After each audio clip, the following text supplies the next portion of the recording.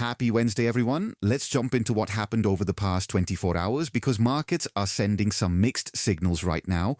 The US unemployment rate rose to 4.6%, the highest since September 2021, and the country added an average of just 10,000 jobs per month over the last 4 months, which is the fewest since the 2020 recession. So the labor market is clearly cooling off.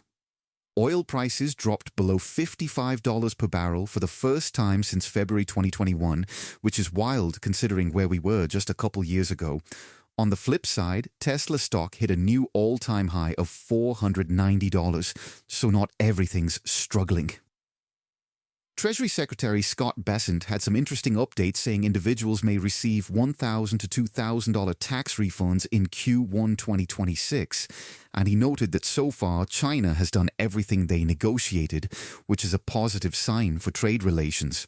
The odds of Kevin Warsh being formally nominated by President Trump for Fed chair surged to 48% on Polymarket, so that's looking increasingly likely. Over in crypto, Bitcoin is still struggling with the odds of hitting $100,000 by year-end, dropping below 10% on Polymarket. And the Bitcoin Fear and Greed Index hit a new low in extreme fear territory. But here's the thing, Binance founder CZ put out a pretty great message saying if you were ever jealous of people buying crypto on the cheap and able to hold them through the cycles, think about what they did in moments like this, which is solid perspective when everyone's panicking.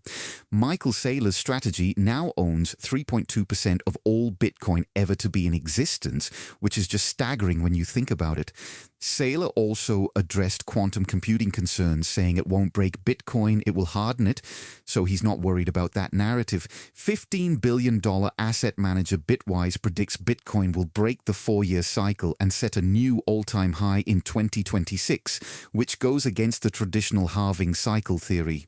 The Bitcoin Lightning Network capacity just made a new all-time high, so adoption on the payments layer keeps growing despite price weakness. Coinbase CEO Brian Armstrong came out swinging, saying the traditional financial system is broken, which is pretty bold. On the regulatory front, the FDIC is about to unveil a plan on how banks may apply to issue stablecoins, which could be huge for banking integration. Visa is now offering stablecoin settlement for US banks using Circle's USDC, so the infrastructure for mainstream adoption keeps getting built regardless of Bitcoin's price.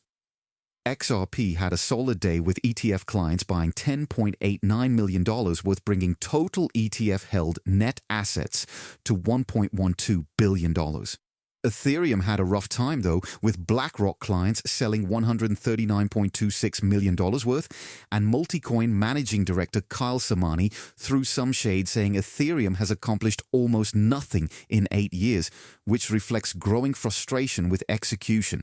Exodus is joining the stablecoin race with a MoonPay-backed digital dollar, and Solana Foundation announced a collaboration with Q-Day Clock to advance post-quantum security for the Solana network.